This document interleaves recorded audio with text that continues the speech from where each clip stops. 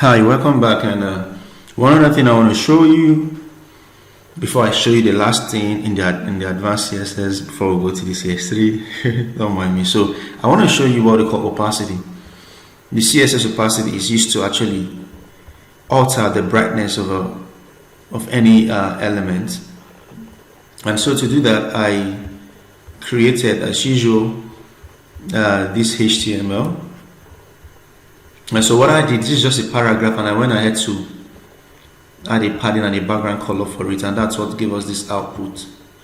Okay, let me just drag this around here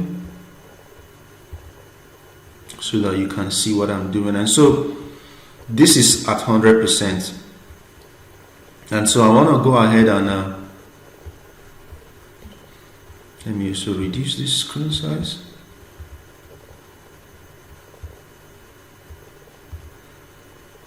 So I want to go ahead and style. Let me just close all of this.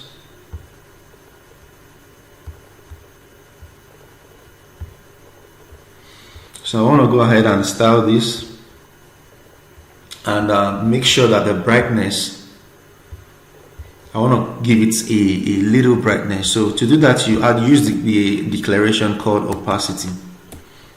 So opacity, the values it holds can be from 0.10 to 10 to 0.9. So let's see 0.9. Let's see what it is. Okay, so now let's go ahead and reduce the opacity. Let's say 0.3. Let me say 0.2 rather. So you see the brightness has reduced. Let's go ahead and give it something like 0.5. So you see the brightness is being altered gradually.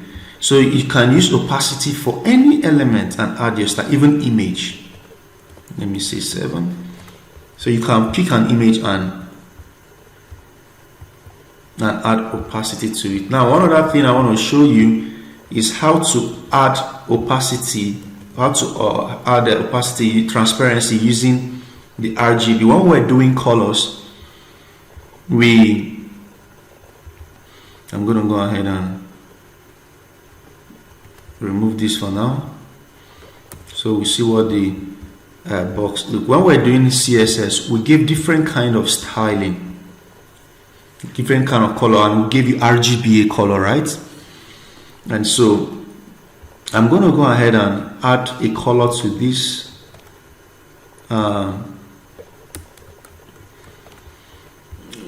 paragraph. Okay, I'll go ahead and add a color to this as well.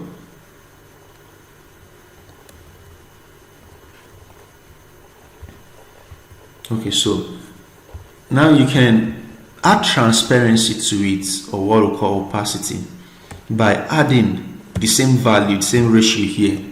You can add it to this color as well. This is another way to add it. Okay, so you see, you can also, and that's how you can add transparency to any element on your screen. And that's it about it. Next class, I'll teach you how to validate your CSS.